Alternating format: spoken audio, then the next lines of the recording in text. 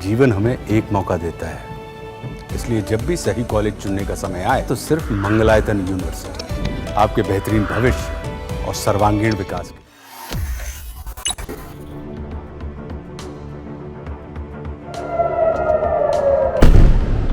Israel Iran जंग लगातार घातक होती चली जा रही है। दोनों ही देश एक दूसरे पर हमले रोकने का नाम नहीं ले रहे, लेकिन इसी बीच एक और तनाव दुनिया में अब बढ़ता हुआ नजर आ रहा है। उत्तर कोरिया का तानाशाह, जो अपनी सनक के लिए जाना जाता है, उसके एक आदेश पर एक के बाद एक 10 मिसाइलें दाग दी गई हैं। यानी एक जंग अभी कुछ दिन पहले ही शुरू हुई और अब एक और जंग का आगाज होता हुआ कहीं ना कहीं नजर आ रहा है। दरअसल नॉर्थ कोरिया से सटे साउथ कोरिया ने दावा किया कि उत्तर कोरिया ने प्योंगयांग के पास से सुनान क्षेत्र में पीले सागर की तरफ से एक नहीं, दो नहीं, करीब 10 मिसाइलें दागी हैं। जानकारी के मुताबिक साउथ कोरिया का कहना है कि नॉर्थ कोरिया ने कम दूरी वाली बैलिस्टिक मिसाइलों से अटैक किया है। साउथ कोरिया ने फिलहाल किसी तरह के नुकसान को लेकर तो जानकारी नहीं दी है, लेकिन सेना के मुताबिक सियोल और उसके आसपास को निशाना नॉर्थ कोरिया बना रहा है। अब इस सब में अहम बात यह भी है कि संयुक्त राष्ट्र सुरक्षा परिषद के प्रस्तावों ने उत्तर कोरिया को बैलिस्टिक मिसाइलों के इस्तेमाल पर प्रतिबंध लगाया हुआ है। हालांकि फिर भी इसका इस्तेमाल नॉर्थ कोरिया कर रहा है।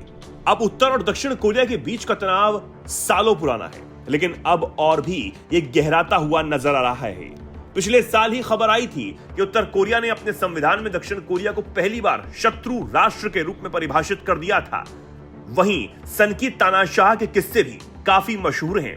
इजराइल ईरान जंग पर भी उत्तर कोरिया ने बोलते हुए इजराइल के हमलों की निंदा अब की है। यहां तक कि उत्तर कोरिया ने कहा कि इजराइल मिडिल ईस्ट की शांति के लिए कैंसर और दुनिया की शांति सुरक्षा को बर्बाद करने वाला मुख्य अपराधी है। यही नहीं, उत्तर कोरिया की तरफ से कहा गया, दुनिया के सामने वर्तमान में जो स्थिति है वो साबित करती है कि अमेरिका और पश्चिमी देशों के समर्थन से आगे बढ़ रहा इजराइल मध्य पूर्व में शांति के लिए कैंसर की तरह है और यह वैश्विक शांति और सुरक्षा को बर्बाद करने का मुख्य अपराधी है। अंतर्राष्ट्रीय समुदाय अमेरिका और पश्चिमी ताकतों पर कड़ी नजर रख रहा है। ये युद्ध की आग को हवा दे रहे हैं और पीड़ित ईरान के वैध संप्रभुता और आत्मरक्षा के अधिकार के इस्तेमाल पर सवाल उठा रहे हैं।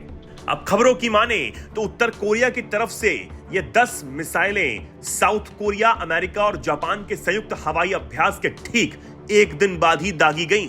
यानी कि उत्तर कोरिया भी अपना दम दिखा रहा है। अब तक तो वो अमेरिका को आंख दिखा ही रहा था, लेकिन अब इजराइल को भी आड़े हाथों लेते हुए उसने सीधे तौर पर कैंसर उसे बता दिया है।